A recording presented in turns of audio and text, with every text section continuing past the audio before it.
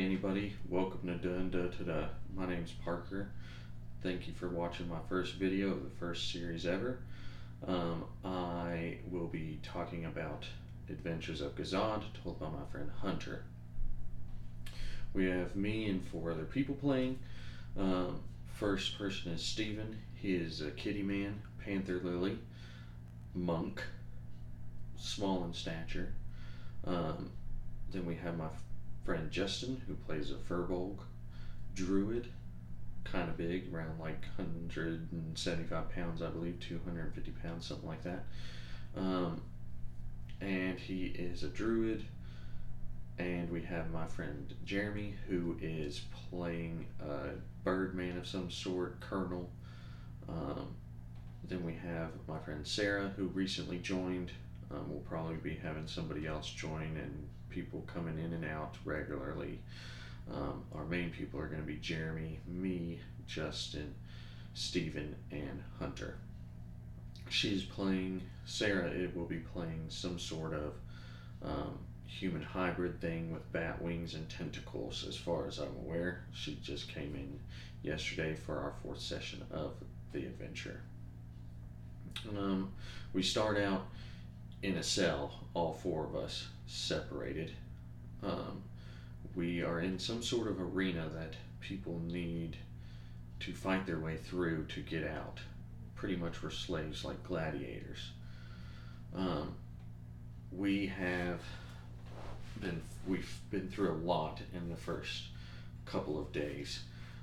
Been fighting mages that have been freezing even outside, like attendees watching the games. We fought lizard folk brandishing swords and shields, and ghouls and zombies and things that have been conjured up by guild leaders in the stands. 3 days of battling and going through trials and tribulations. We won the day of the 3 days worth of fighting. We were able to get out. We did some walking arounds in the underworld, apparently, that we were in, looking at thieves and a weird tavern called Salty Swallow, where a goblin was a surfer, and also some sort of wench, I believe. We have now said to travel up to the main grounds, ground level, I guess you could say, where your civilized folk would be going. They also gave us a bank account with Gringorts. Let me know if you know the similarities there to another story. Gringorts Bank, which they gave us an option to buy a tavern, 10,000 gold pieces, some little coin purses that hold up to 500 gold pieces that doesn't let wandering eyes and hands know that it's on your person. Then we have been invited also to 2 guilds based off of our fighting styles and what our characters were able to do. And first one was Two Horns, the leader, Two Horns. They take that name on, the guild masters, as they take the leadership of the guild. They are now called Two Horns. They are a fighting guild of some sort. We have to get stamps of recognition from guilds, 2 each, to get at in the outside of the city where all the action and where the real money comes in, and I'm assuming the real adventure comes. So we start off at Two Horns, and we find out what the options are to get stamps from Two Horns, and the first one is we can win a fight inside the inn of the guild. I guess just a brawl fight, doesn't really matter. and then or we have to go get a pack of direwolves that have been eating up the crops of two horns inside the city. Um, this is a humongous city, I guess, enough to have fields for um, cattle and crops and whatnot that the wolves can be destroying. So we got into a bar fight, in fact, our very first night there, due to um, the Furbolg, who is pretty much an idiot with a -2 intelligence. I guess spilt a beer on somebody, and that started a fight. Multiple people jumped in on our friend, so we all jumped in, ended up winning the fight of unarmed strikes. This was a friendly fight. Then we have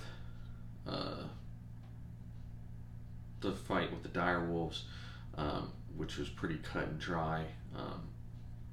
Pretty much what we did was we fought 5 of them outside of their den. We were able to track them back to where their den was.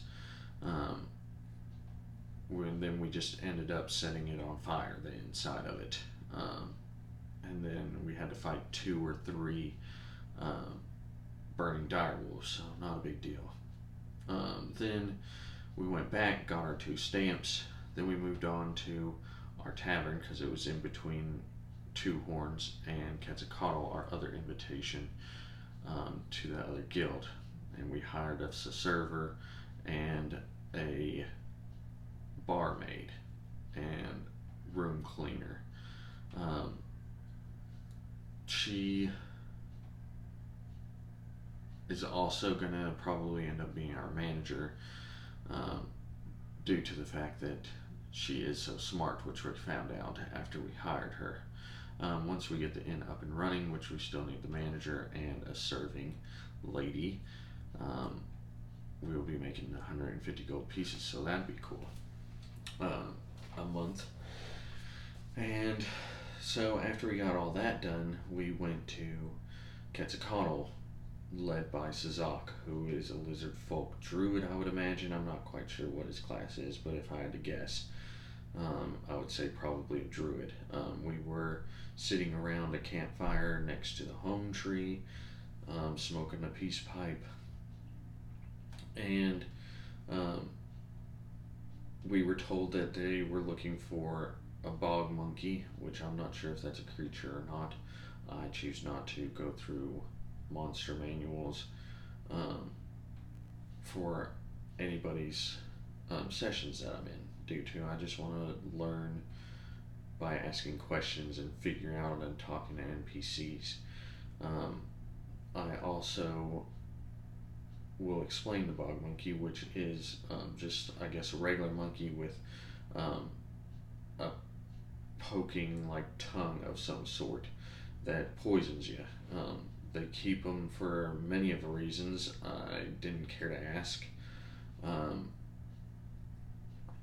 And to find an adventuring guy that went into the bog that has not been seen for like a week or 2, which is very surprising since everybody in Quetzalcoatl knows their way around the bog. So first we decided that we should get drunk and do a little partying, since we've been in battles for the whole time we've been here pretty much. And this seemed like a laid back sort of place that we could trust, whereas Two Horns was a little bit uptight for us. So I go on to spend about 30 gold pieces, 2 gold pieces per turn for the most expensive mead. I go and find my friend, and we buy some potions and some anti-bog monkey venom, which has a 50-50 chance of working. I guess I'm not really sure what that's about, but I ended up buying it anyway due to the fact that I was drunk and got talked into it. So I don't even know if it works. It could just be some water.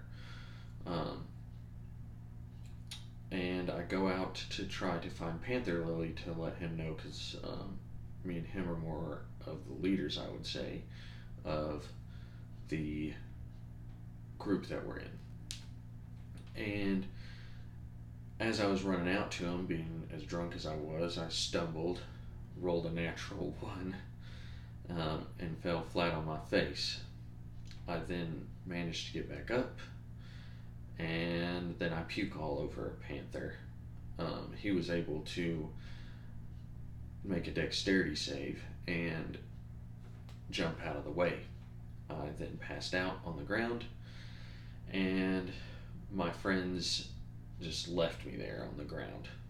Um, my furbolg friend was able to find me laying on the ground, and being a guy with -2 intelligence, happened to just stumble into me and notice that I would just wobble around because I landed on my back. My own making, I just wanted to do it. He then proceeded to spin me around. I threw up all over the place, and he got throw up on him. He threw up on somebody else. Just one of the very many weird things that goes on inside of our group. Then, in the next morning, that's when we meet Skitters, Sarah's character, which is the crazy humanoid creature with bat wings and tentacles. This is where she came in during the morning times. She has her own backstory that we just didn't get into. And I did a couple prayers for Eris, which is my god in this campaign. I do some prayers to the moon and the sun for daybreak with Quetzalcoatl. We go out, we find some mistletoe to make some good berries so we can eat for in the morning, since we have some gold, but we're trying to save up for hiring people. We then venture out to the bog, and the bog at first is not too bad. It's mostly clear water, and the trees are dense, and creatures just going around about their business. We start going in for about 3 hours, and the water starts turning into muck, and the trees seem to be withering of some sort. And